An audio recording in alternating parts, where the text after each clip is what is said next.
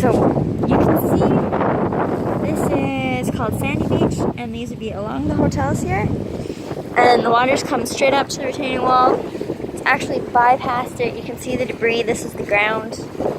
These are the waves. The waves are cresting. They were probably cresting way higher earlier because it was way windy earlier.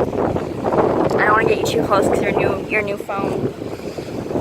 And you see debris here.